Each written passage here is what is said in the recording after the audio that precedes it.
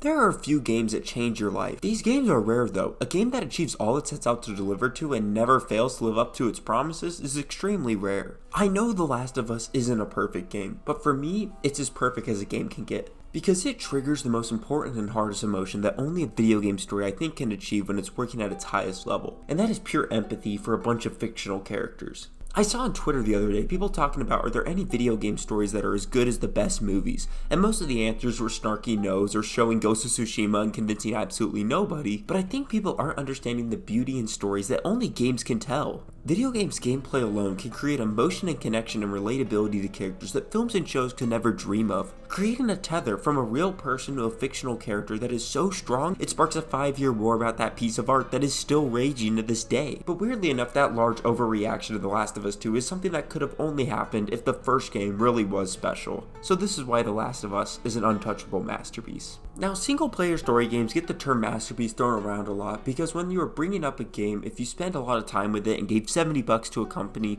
you want to feel that you just played a piece of art that changed your life. Even though within 2 weeks you're not able to tell me who this character is, even though they're the second main character of the game. The Last of Us though is one of those rare masterpieces of storytelling in a video game where it transcends the video game form. And you can see that with how many times it's been tried to be adapted into other forms of media. We've seen a failed film that was supposed to come out for The Last of Us, but now after years it has finally been adapted into an HBO show. And it still doesn't have its best weapon end up connecting us to these characters. And that is that the video game gets to work even better because we actually get to play as these characters. When it comes to The Last of Us, the line that you hear the most with the development of this game is simple story, complex characters. You think this game would be easy to write. Just take your road trip story, put a depressed dad and a plucky kid who end up being their surrogate daughter, and have them have to deal with their relationship as they trek across the United States in a zombie apocalypse. And that's a good pitch, and that's why there's a difference between good concepts and great writing, because the actual writing of these characters is what gives the story and its premise its weight. Anyone can write a zombie story. Literally, Mel Brooks' kid wrote one of the best ones. The question is, why do we care about it?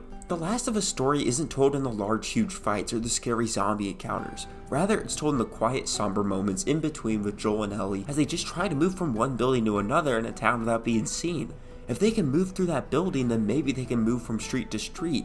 And if they can move through the streets, maybe then they can go from city to city. And if they're just able to keep moving from one city to another, they're one step closer to getting to their goal of desperately getting Ellie to the Fireflies, where there's a chance that she can maybe end up helping save the world. The large bombastic globetrotting of the original Uncharted trilogy has been left behind, and rather the environments in this game are something you have to end up earning rather than something you end up inheriting in a globetrotting adventure. With each new chapter, it feels like a large jump in these characters' lives and progression of their relationship and their lives. The conversations one at a time breaking down the barrier between a surrogate father and his daughter that he's trying desperately not to end up viewing Ellie as, because he knows deep down if he ends up viewing Ellie as his daughter again, it's going to lead to the horrifying idea that he might have to care and love about someone again, and that could lead to him feeling that horrible pain that happens when you end up losing someone like that. A key component in this game is pointing out over and over again, if you don't have someone or something to fight for in this world, the world itself will end up eating you alive. And we already see this in the game. Joel at the start of the game before he meets Ellie is a husk of a man just going through the survival motions. Yet we see through the story moments where he would have not have made it if it wasn't for his love and care for Ellie that propelled him through the story, yet at the same time he wouldn't have been in those horrific and horrible situations if it wasn't for his love for her. And death is a constant throughout this game, always being a reward for people that end up doing the right thing. Yet we see time and time again in this apocalypse people putting their loved ones in front of themselves and end up having to pay the cost for it. Yet at the same time we see we would have lost our humanity if we never did that, and that's what differentiates us from the clickers.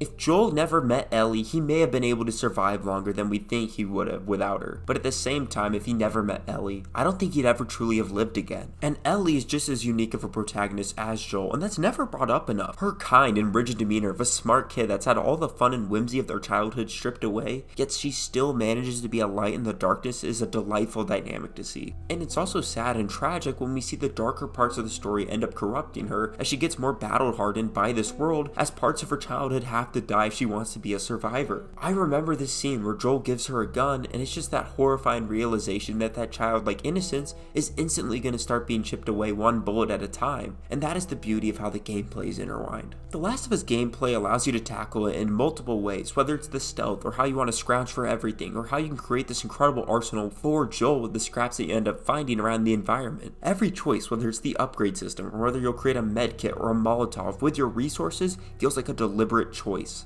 Now that does make the gameplay slower and more deliberate, but I love that the game does that and focuses on the slow progress rather than the bombastic action of the Uncharted series. Screw the clickers though, they suck so bad and are not fun to stealth around at all and ends up always turning into a shootout. And that's something to point out. The game doesn't have the refined perfect gameplay of Uncharted 4, where that game feels like a masterpiece of understanding its series and having the perfect blend of stealth and action and a grappling hook, but I do love the slower, more careful gameplay of The Last of Us and how it insinuates the idea of the longer, slower story of moving across the United States compared to the rip-roar pace of the Uncharted series and its globe-trotting adventure. The gameplay of The Last of Us couldn't have suited it better, with it feeling like you were just getting through the level doing whatever is necessary, and I think that is why the ending of this game is so powerful. Throughout this game, we are always presented with the gameplay idea that all you want to do through the level is survive. Kill what is in front of you, that is how you're going to make it. But what if the game at the very end took this idea of you not having a choice to be able to survive, and then offered you one? The complexity of choice through a video game is something that I always wonder if it's a good idea to implement into a game. If you can have a game that can take you in so many different directions that everyone will end up getting a different experience, then what is the best way to play the game? I adore games like Fallout New Vegas that give you so much choice, but at the same time when I'm playing it, I do wonder if I'm making the choices that are the most fun, or if maybe I missed out on having a better time because I picked the wrong option. I think The Last of Us though does one of the most interesting things with its game because it has a story that forces you to do things throughout the game. It never allows you to have an option to just walk away from Ellie or just not to complete the story. It's very on rails and a very linear type of game. But the most interesting thing this game does is that it forces you to make the wrong choice. There is no happy ending in this story. You don't get to be a hero. You don't get to be the savior of mankind. By every sense of the word, we end up making the wrong decision. And the most interesting part about this game is that even though we know we're doing the wrong thing, we understand why Joel is doing it, and just like Joel, we don't really care about the consequences either. The Last of Us is so powerful because it tells a story that only video games are able to tell. The entire story revolves around empathy and understanding a very bad and broken man that found peace and redemption in a world that shows no mercy through a kid who grew to care for him. And after you've spent 15, 16, 17 hours, it leads to an emotion and understanding in that final mission that I've never felt in another video game.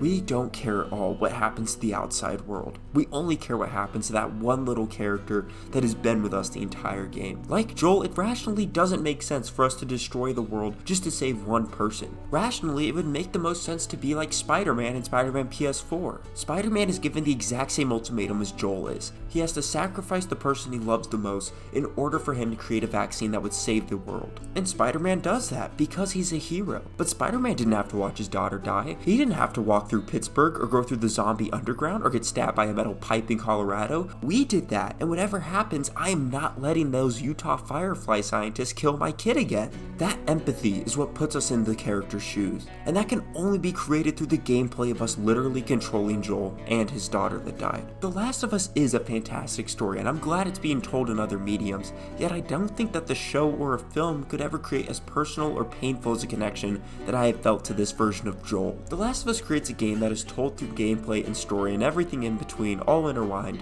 so that when you get to this moment to breathe and you feel like everything is going to be okay, you understand why Joel can't go through that pain from the first moment of the game again. You completely understand these people, and that's why The Last of Us is a masterpiece. These aren't characters. They aren't actors in mocap suits rehearsing lines. They feel like people. They feel like The Last of Us. And I haven't had a game since Red Dead 2 or Uncharted 4 that has made me feel so heavily connected to the people in a story. So when this moment happens, you get why Joel did it. Because when I was presented with going through the opening chapter and the game again when New Game Plus was presented after I beat the remake, I emotionally felt drained. And I realized, just like Joel in that moment, I don't think I could ever go through this again. And that is why The Last of Us is an untouchable masterpiece.